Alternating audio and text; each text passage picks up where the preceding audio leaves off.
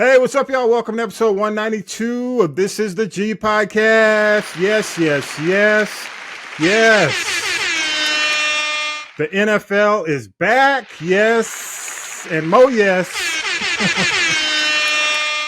But even bigger, a whole lot of black excellence as we tape this weekend. Man, COCO GUAFF, U.S. Open champ. Yeah, I'm going to talk about it more toward the end of the show, but still, whoa.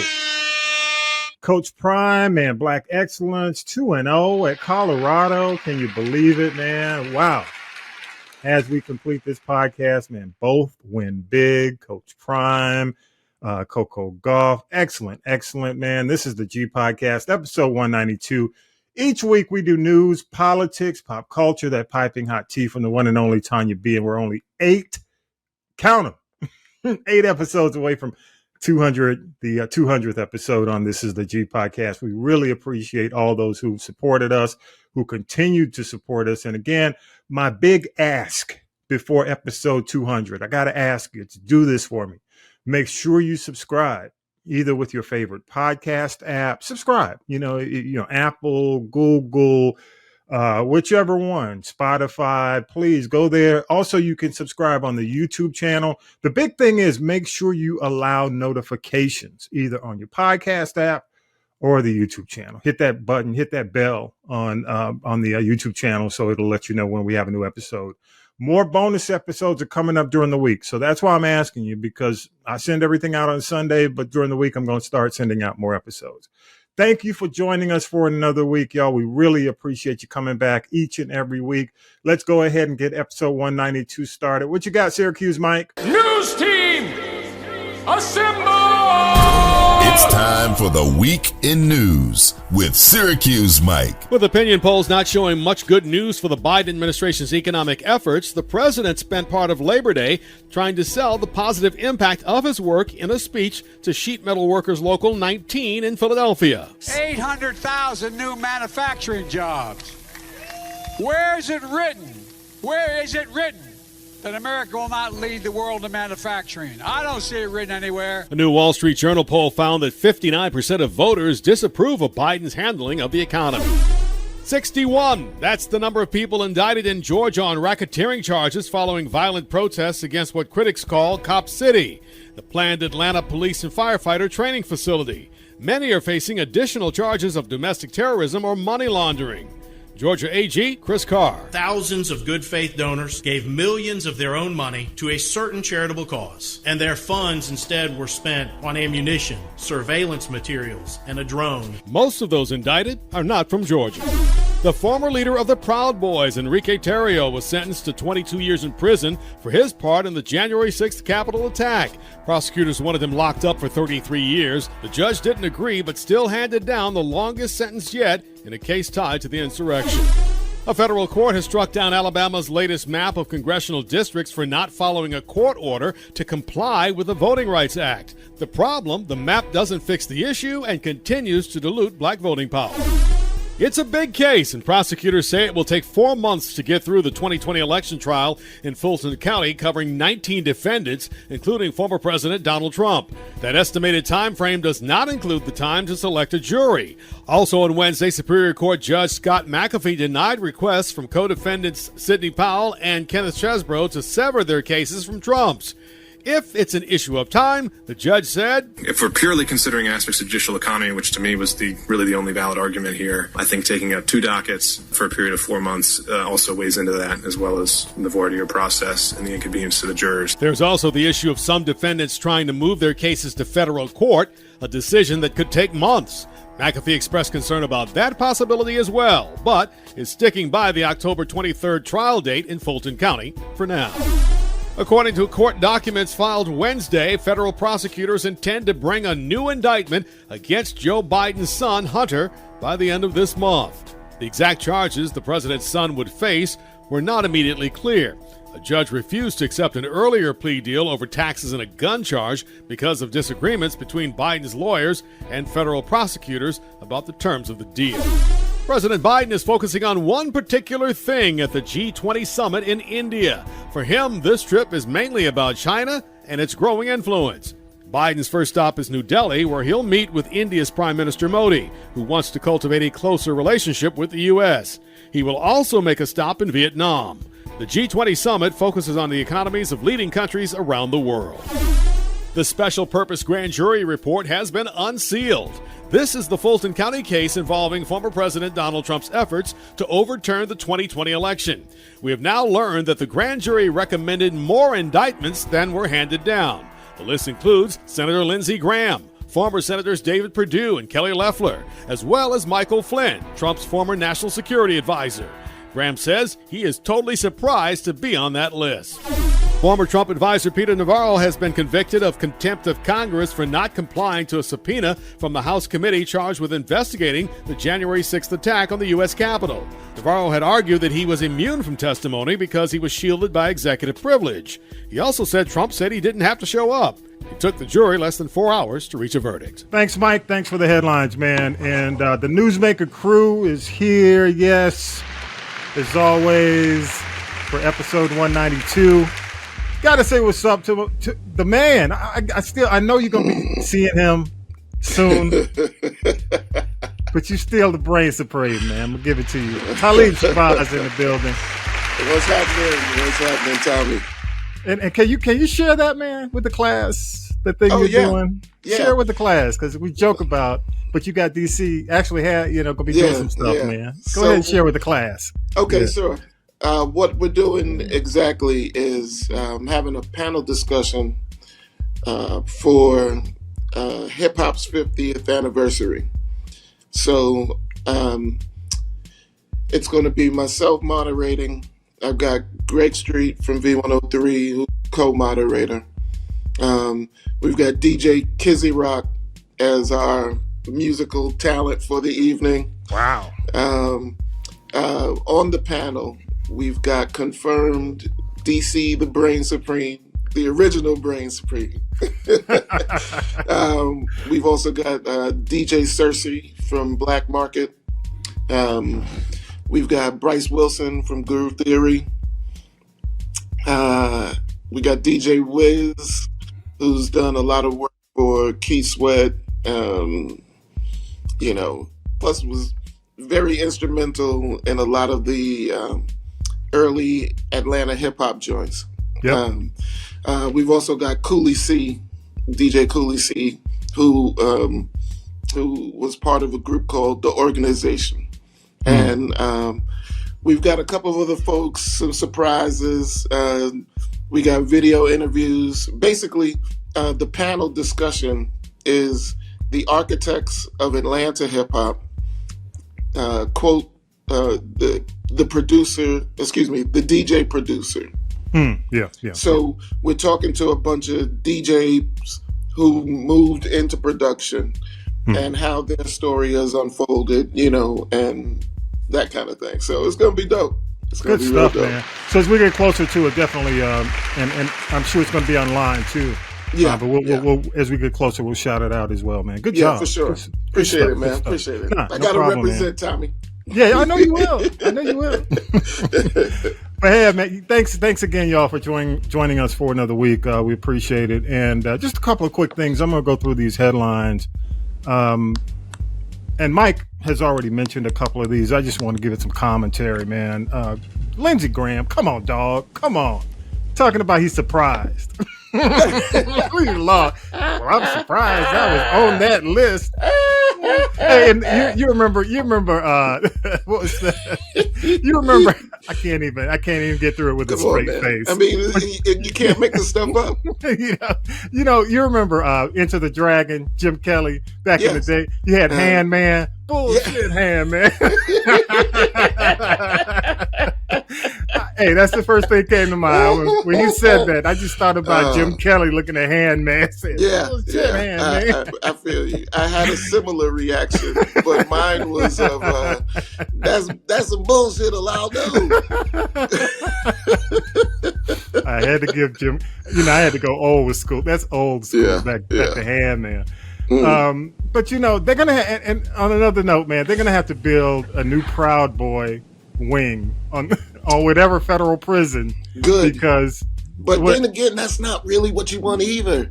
Can you imagine the Proud Boys and the Aryans really hooking up? Yeah. Come on, man. This is getting, that's something that we don't even really think about. What is the true consequences of these people now being put in these types of scenarios? Yeah, you're right. You know what I mean? Mm-hmm. Absolutely. Because, we're already, and I'm going to be doing a bonus episode on the Fulton County Jail with someone who has actually retired from, working in Fulton County for years.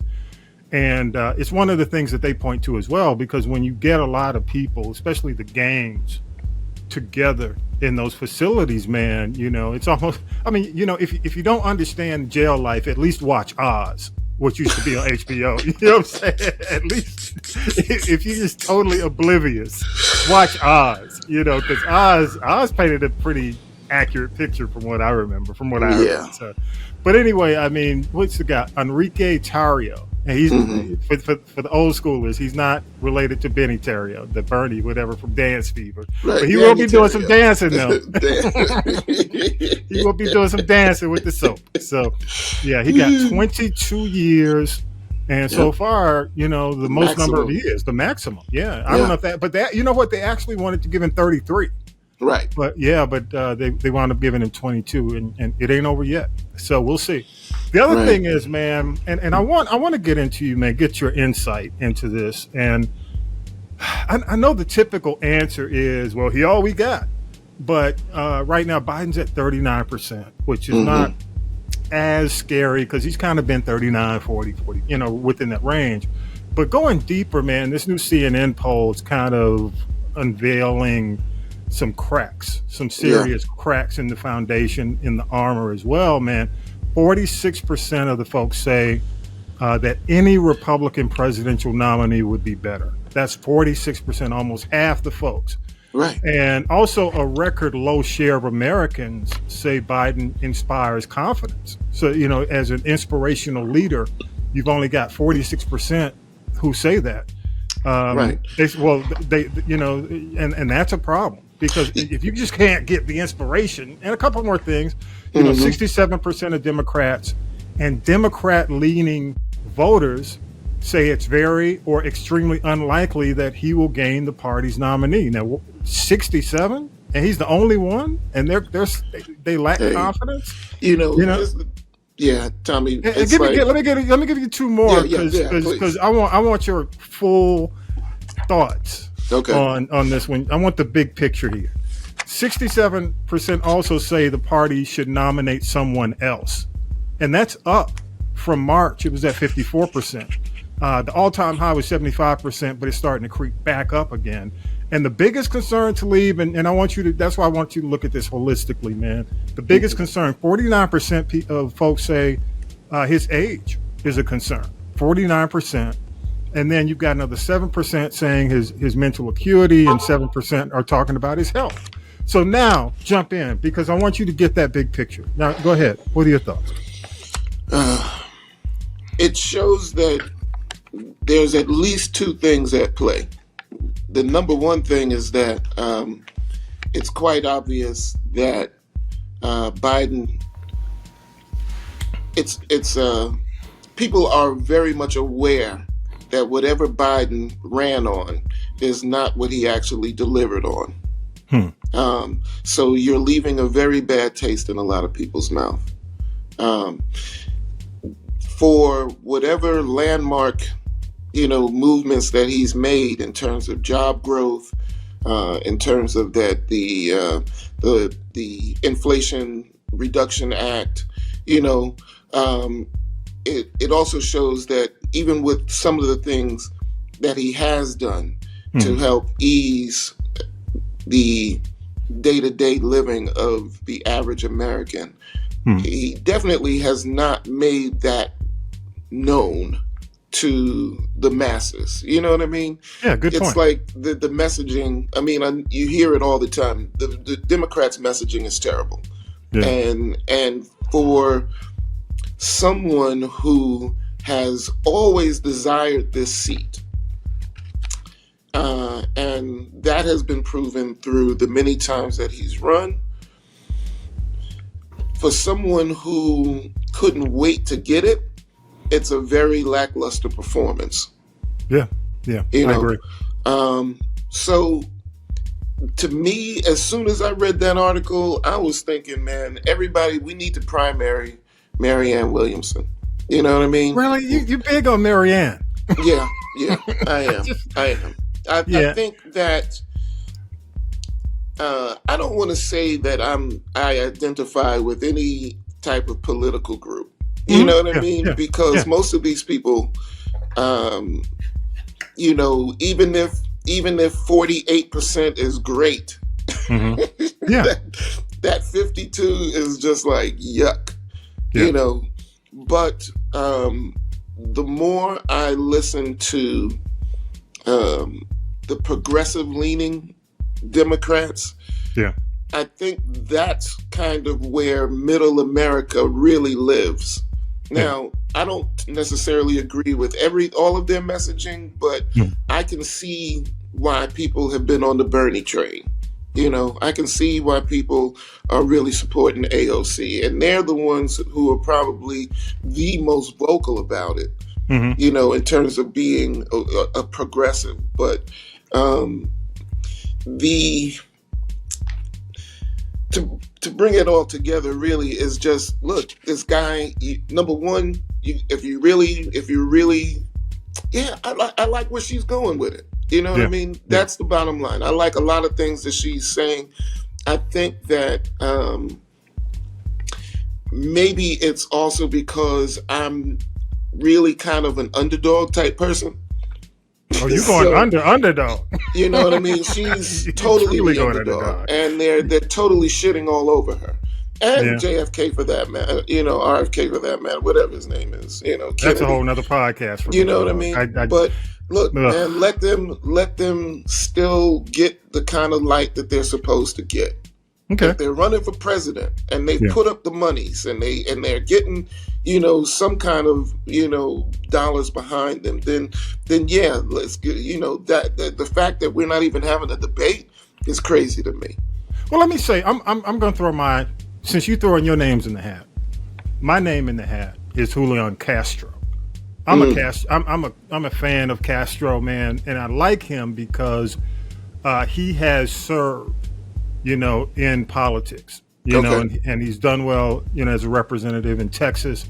He has been on a cabinet. He was on Obama's. I think he was the HUD director for Obama for a term back in the day. And he's just a common sense cat. The other thing is, I think it's time for Hispanic, a brown president, you know. But beyond that, you know, he and his brother are twin brothers, so sometimes I get them mixed up.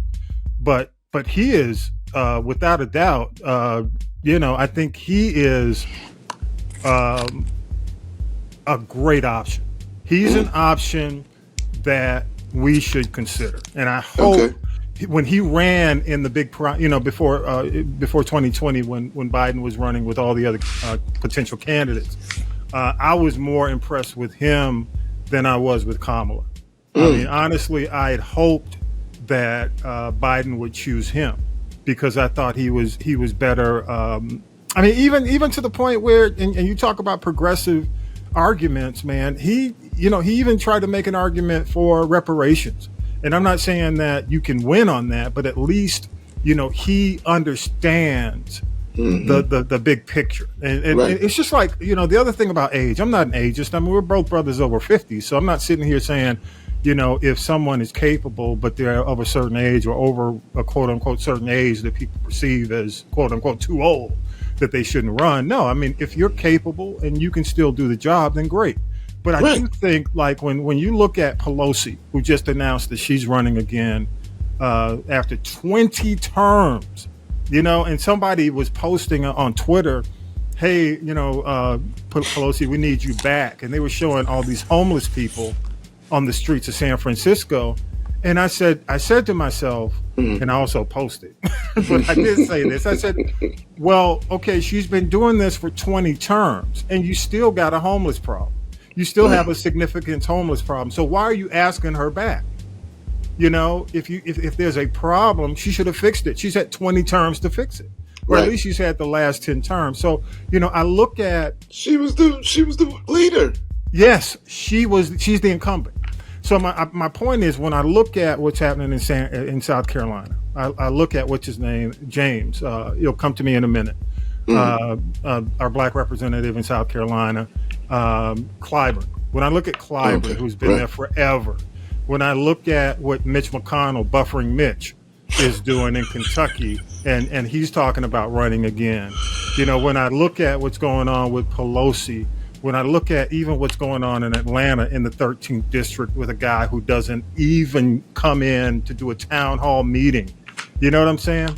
When I look at this, all these cats have been there so long and are virtually invisible because they can no longer keep up with the pace that's required in the streets. I have to ask, you know, it's money and power. I have to ask, is it truly about serving the people, or is it about serving your best interest? So I hate to get on my soapbox about that, man, but, you know, he may be all we have right now, but I don't think politics in general, not just the Democrats, Republican, I don't think they're looking to the future for leadership. And it's not the guy who's with these crackpots, you know, like the guy who wants to raise the voting age to 25.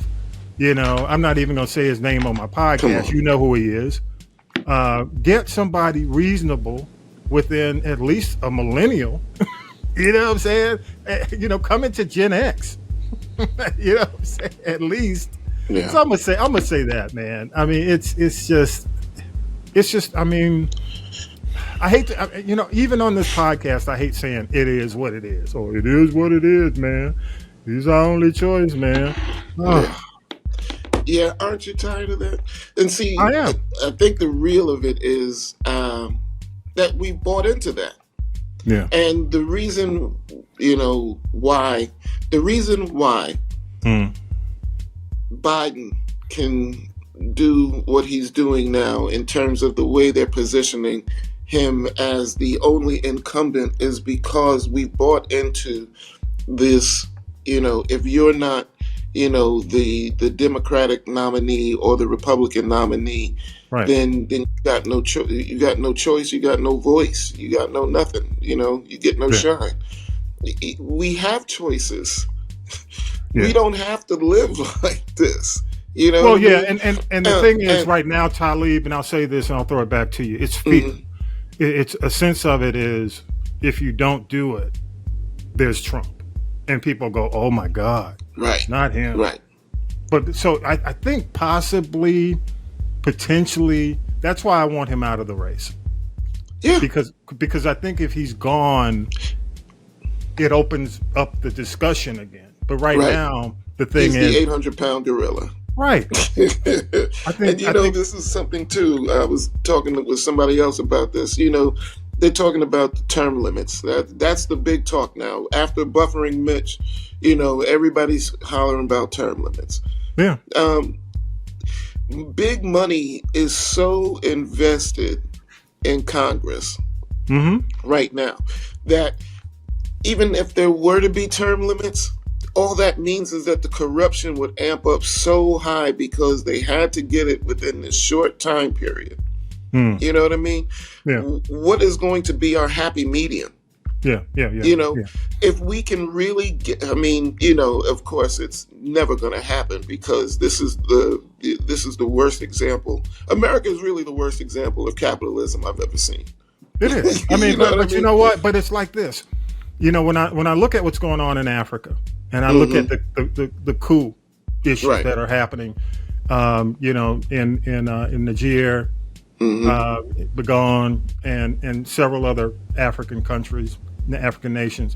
You look at the corruption that caused the coup. You know what I mean? You don't just look at the fact that, okay, the military took over, but then you look at the guys who were in the lead, who have been leading the country for like 20 years. And when they go into the castles that they lived in, all this bags and bags and bags of the people's money. Right. When you look at the potential for corruption and I think in America, in a lot of cases, people deny the fact that corruption exists among the people who lead the country. And I have to say to them that, why you said it last episode, we were talking about why else would they want to run and have the stress after all these years when they've amassed all this wealth. Right. Pelosi's a multi-millionaire. Again, you get addicted to the money. Yeah, that's it. You get addicted to the money. You're feeding generations. Right. Your generations are her family. Yeah. But here's the kids. Yeah. I mean, there's so many things to touch on. If you look at African countries and you want to talk about the corruption. Yeah. And I don't let me be clear. I understand why, and I support in a lot of cases the fact that these coups occur. Yeah. But it's not something that's only it's not just an African continent problem. It's right. No, it's everything. It's a world problem. It's a world problem. But here's the thing. Those are people of color. Those my black people. So I bring it up. Yeah. Right. The only thing I really wanted to touch on with that thing is that in other countries they know that the corruption exists. Yes. You can take care of the policeman, you can look at Russia. Get out of a ticket real quick, and depending on if you're doing something crazy, have some cash on you. So the corruption is blatant. Yeah. Look at Russia, knows man. And accepts it. In America, we're still fed this propaganda like the corruption is not here. Clarence Thomas is just released. Oh. You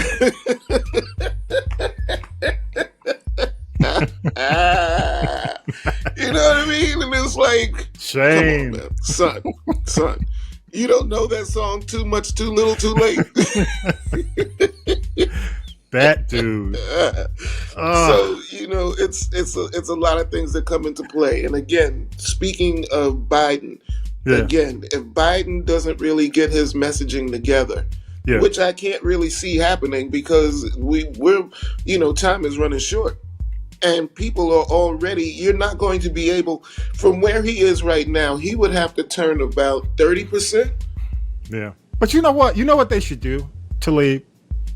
I think all these Hollywood directors, all these folks in Hollywood ain't working. They're not working right now. He needs to go to Rob Reiner. So I'm just telling you.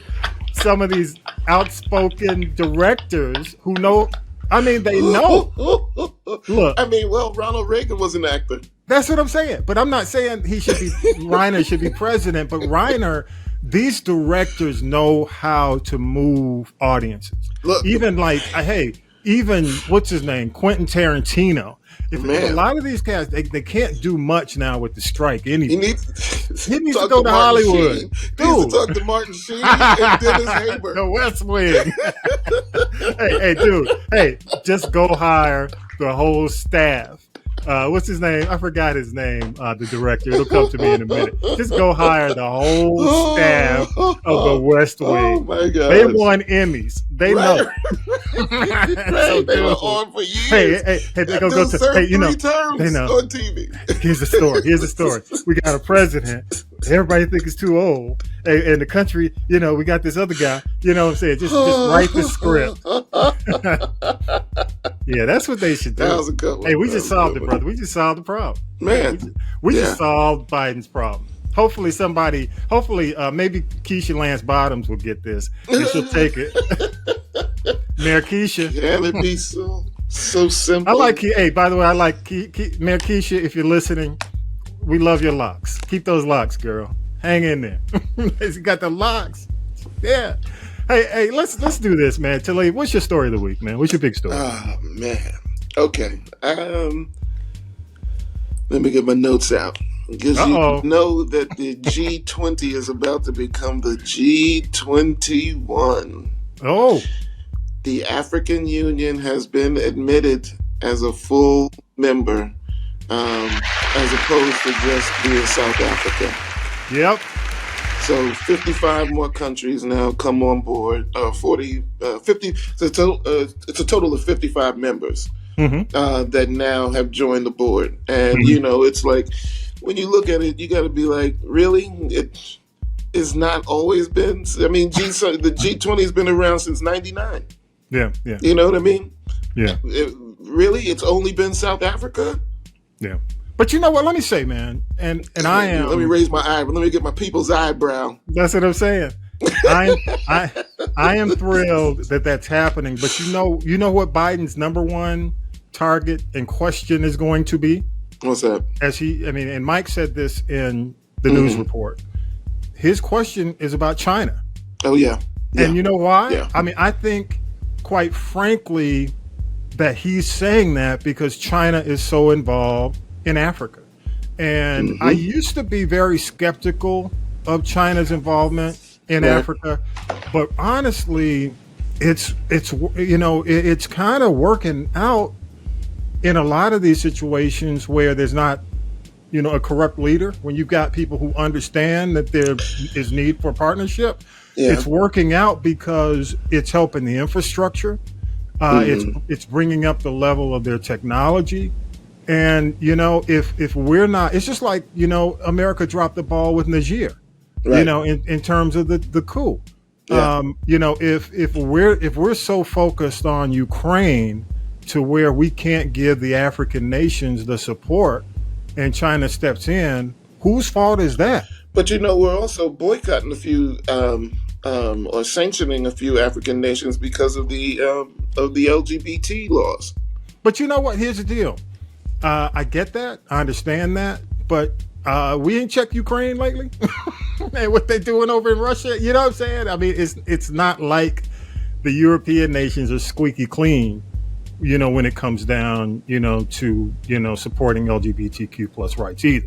Right. So again, and plus, human rights issues, that kind of, newsflash,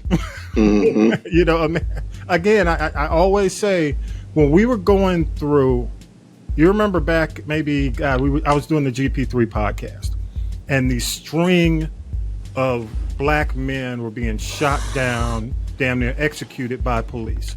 One of the things that we were talking about on the podcast was, we were saying, look, we need to, if we're not getting support in the U.S., then we may need to be taking this to the UN.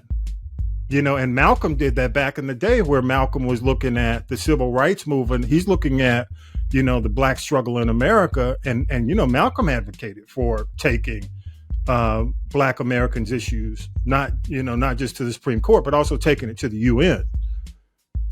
So we're not squeaky clean. Go ahead, man. You're muted. Unmute yourself. Go ahead. Yeah, it's just. This is good news in a lot of respects. Yeah. Because, I'm happy to see it. I'm happy to see it. But again, I'm hoping that they get they start to get better with it. Because the corruption is so blatant. In a lot of these countries. The whole thing about China knew what to do, and when they came in, I mean, and I don't, Kenya they put a railroad that connects Mombasa to Nairobi. There was never, there were roads, kind of that did that, but to be able to take that 6-hour ride on a train, is great. I'm all for economic development, when it comes when there's respect, but there's a lot of these new Chinese, the new Chinese, they are not very respectful.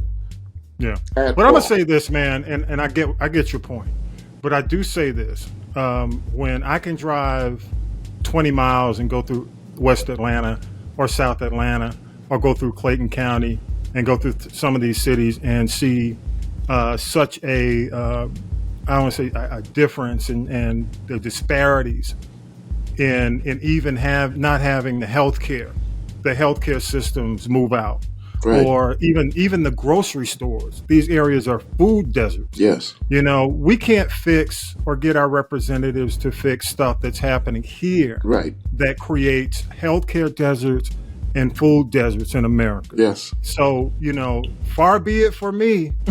There but for the grace of God go I. When it comes down, to the U.S. in terms of criticizing a lot of these countries. But you're absolutely right. If there's respect. Right. When there's respect, and I heard a leader over in South Africa, they said, look, we understand that China has issues, but when leaders go to China, instead of carrying bags for money, if they go to China with ideas for fixing the country, right, it's a different negotiation. Yeah, exactly. So I'm gonna leave it at that. Good point. I'm gonna lighten it up, man.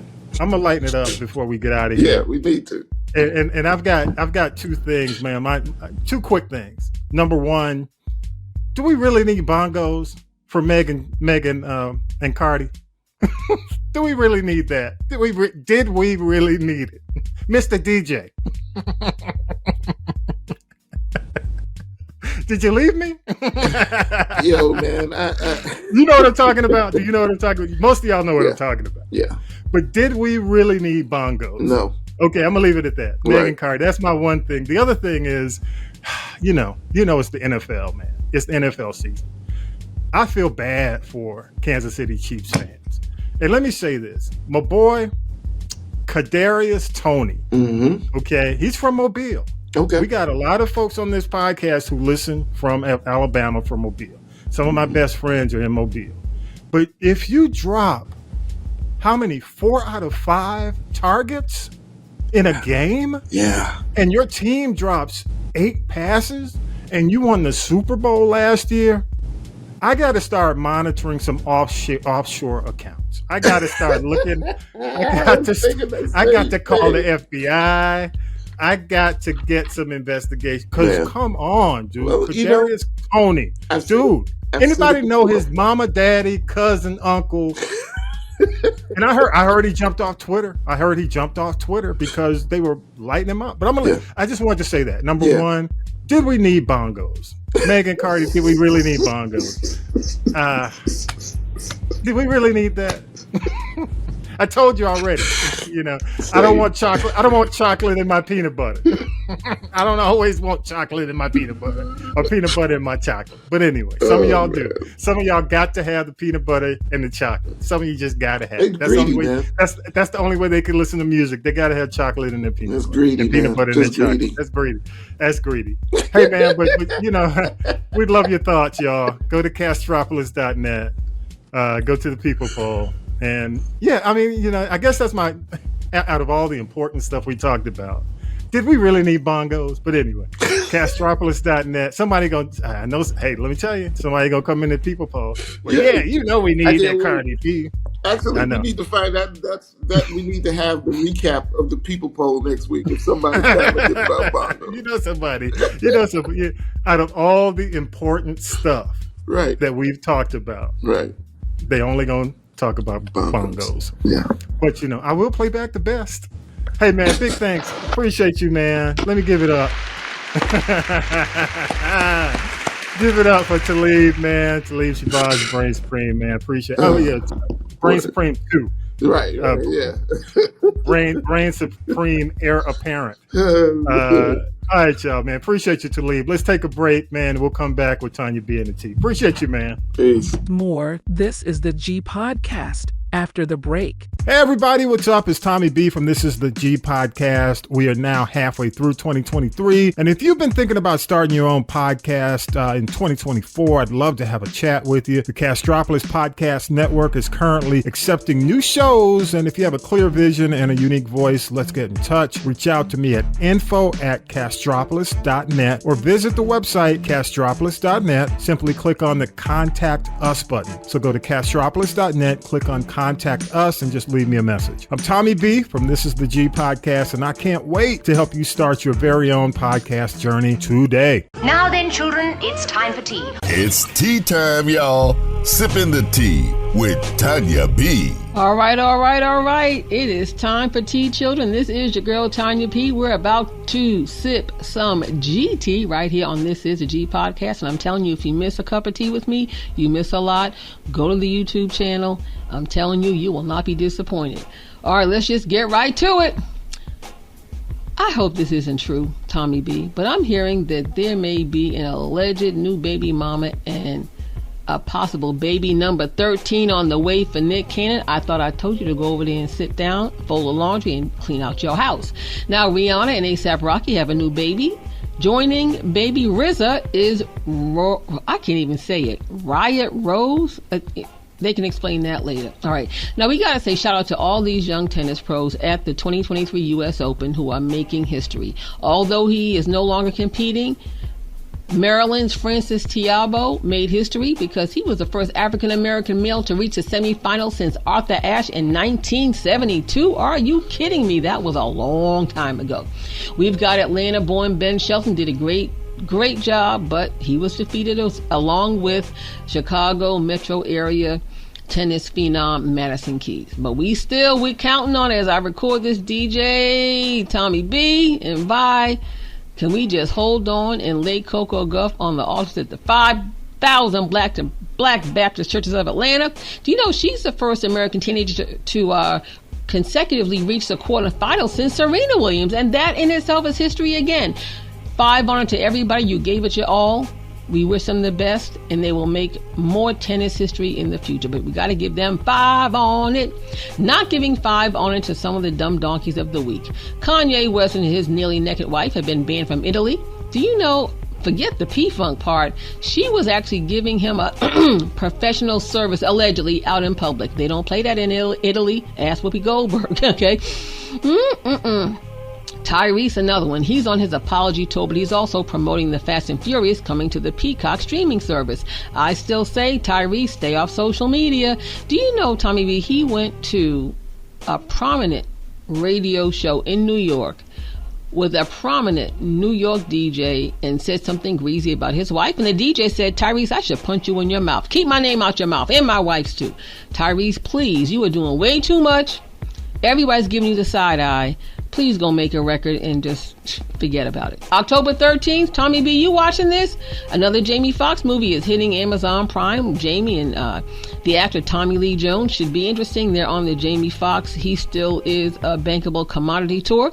Gotta say, happy anniversary to my Boston Beantown homies new edition. It's been 40 years, Tommy B. They hit the scene back in 1983. Look, I was there, so you know mother got stories, like I said.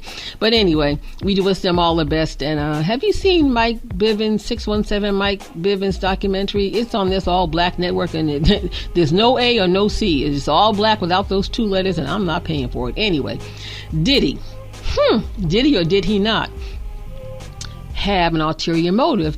Because he just gave all the bad boy artists such as Mace, 112, and others their music publishing back. But folks are giving him the side eye and saying it's a publicity stunt for this new album he's got coming out next month because the last one only sold 2 copies. But I just want to know, Puffy, Diddy, Love, whatever your name is this week, what took you so long to do the right thing?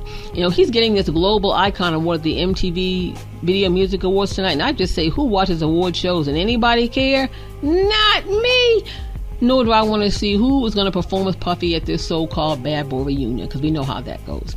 Well, I told you about Whoopi Goldberg in Italy. Well, she went to Italy on vacation, and she came down with COVID for the 3rd time. That's why she missed the 27th season opener of The View. Whoopi, you can't be out here Tootsie rolling. These COVID numbers are rising faster than the press can even tell us, so just be careful and pay attention. All right, actor Jonathan Majors now. You know, he was arrested back in March for allegedly assaulting the girlfriend, who later said that she was not telling the honest truth. Then she fled the country. He's due back in court again next week. Have these allegations permanently derailed his career? Can he bounce back? And how long is making good going to stay around? Let's see. Till the money runs out? Oop, yes, I said it.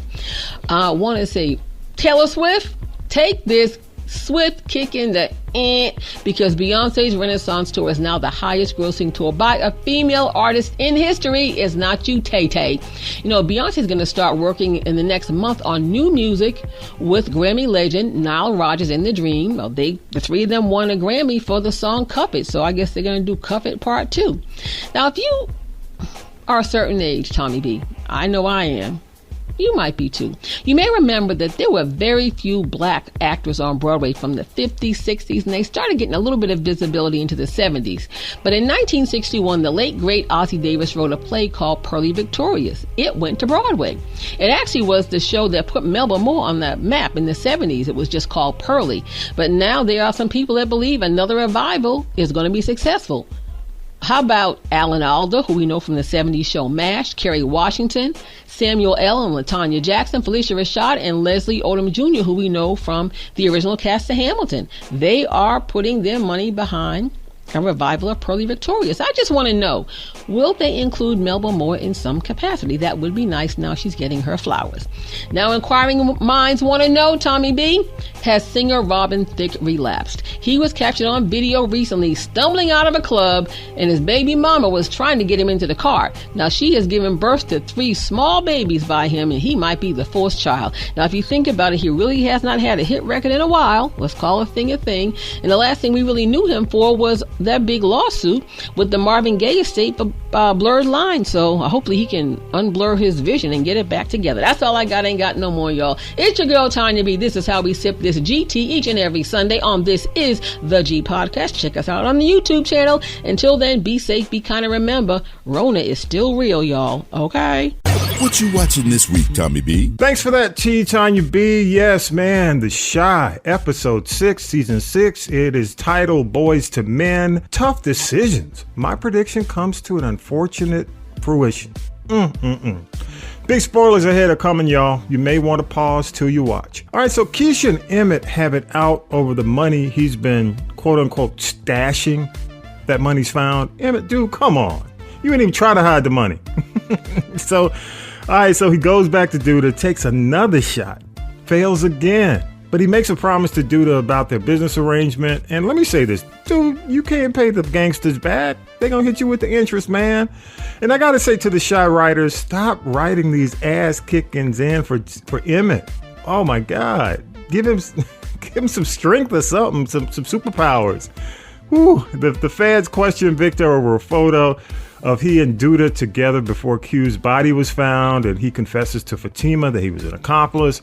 He also approaches Pastor Stanley for guidance and prayer. He confesses to Rob, of all people, that Duda killed Q, and now Rob tells Alicia, his mom, Crazy Lynn Whitfield, and Crazy Lynn Whitfield does what Crazy Lynn Whitfield always does. She makes her demands. So let's see how that turns out. It's also graduation day for the kids. Bakari takes an ass whipping. Dude just handing out ass whippings this season, okay? Then Bakari goes to Lene for forgiveness. Lene's brother takes him in his truck for a talk, which turned out a whole lot better than I thought. He might be an ally. Bakari's sister Brittany finds him. She's tough, but she might be another ally. So Bakari might have the opportunity between Lene's brother and his sister to kind of build his own little gangster empire. We'll see. Papa and Pastor Stanley talk it out on the Papa's Pulpit podcast, and man, the foreshadowing is for days. Dre and ex-Monica get complicated or even more complicated in the girl circle, and Kev breaks the news that he's moving to LA. And Nina criticizes him for this LA decision. And I got to ask, and I'd love your feedback, are Dre and Nina on the rocks? Is that it? Because they're going in opposite directions. You can see it. Papa and Kenya discuss her son. Papa and Pastor Stanley have it out about Kenya and her son. And then Papa, as all boys do, when they have it out with their pops, they make that bold move out the house. They move out the house when the Papa says, if you leave, don't come back. Papa stepped out. The boys join the men's group. Kevin gives the class graduation speech for 2023. And finally, my prediction about Pastor Stanley comes true. What will this mean, though? I'd love y'all's feedback. What will this mean for the direction of Papa's character? Could he fall more under Bakari's influence? Or do you think he'll become or take up the mantle of his father for the church? We'll see. All previous Shy Talk blogs are available at castropolis.net. Just go back, revisit my comments, my commentary. Love your comments and commentary. You can hit the orange button, the people poll button, leave a message, or you can just write it. Just go into the blog and leave your comments. Don't cost you nothing. It's free. See you next week.